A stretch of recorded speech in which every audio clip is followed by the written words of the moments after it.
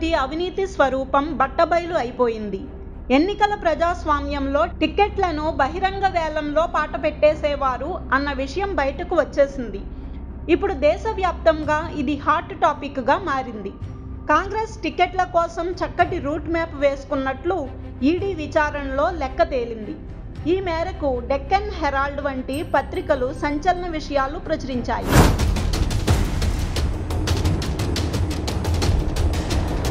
National Herald scam విచారణ సందర్భంగా enforcement directorate అనేక సంచలన విషయాలు వెలుగులోకి తీసుకొని వచ్చింది.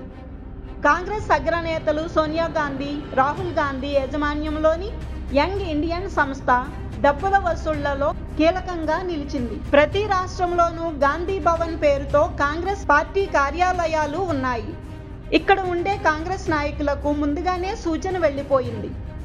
ఈ సూచన ప్రకారం ఎన్నికలకు ముందు యంగ్ ఇండియా సంస్థ కోసం భారీగా చందాలు వసూలు చేశారు. ఎన్నికల్లో కాంగ్రెస్ టికెట్ కావాలన్నా, పార్టీలో పదవులు కావాలన్నా యంగ్ ఇండియా సంస్థకు విరాళాలు చెల్లించాల్సిందే. కోట్లలో చెల్లించిన ఈ చందాలను లంచాలు అని ప్రత్యర్థి పార్టీలు ఆరోపిస్తున్నాయి.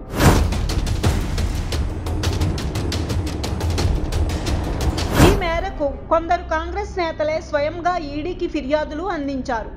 యంగ్ ఇండియన్ డొనేషన్ ఇవ్వాలని హిమాచల్ ప్రదేశ్కు చెందిన కాంగ్రెస్ నేత రాజీవ్ గంభీర్కు ముఖ్య నేతలు ఒత్తిడి తెచ్చారు.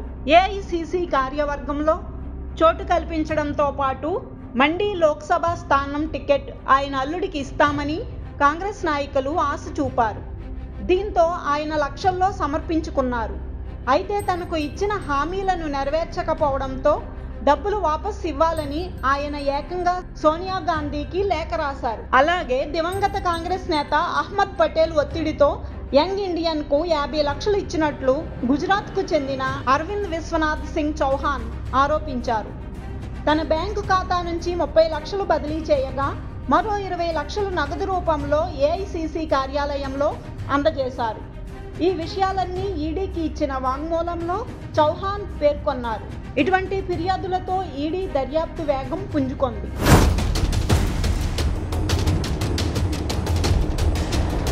జాతీయ ఇంగ్లీష్ దినపత్రికల కథనం ప్రకారం ఇదే మాదిరిగా తెలంగాణలో కూడా వసూళ్ల పర్వం సాగిందని ఈడీ చెబుతోంది. ఎన్నికలకు ముందు పిసిసి అధ్యక్షుడిగా ఉన్న రేవంత్ రెడ్డి భారీగా డబ్బులు వసూలు చేయించారని చెబుతున్నారు. యంగ్ ఇండియాకు కోట్లలో చందాలు ఇచ్చిన వారికే టికెట్లు దక్కాయి అన్నది ఆరోపణ. అటు కర్ణాటకలో పిసిసి అధ్యక్షుడిగా వ్యవహరించిన డికే శివకుమార్ మీద కూడా ఇటువంటి ఆరోపణలే వస్తున్నాయి. దక్షిణ భారతదేశం అంతటిలోనూ తెలంగాణ, కర్ణాటక రాష్ట్రాల్లోనే కాంగ్రెస్ టికెట్లకు గిరాకీ ఎక్కువ. ఈ డిమాండ్ను దృష్టిలో పెట్టుకొని భారీగా చందాలు వసూలు చేశారన్నది ఈడీ ఆరోపణ. ఈ ఆరోపణల ఆధారంగా రేవంత్ రెడ్డి, డికే శివకుమార్ల మీద ఈడీ ఛార్జిషీట్ వేసింది.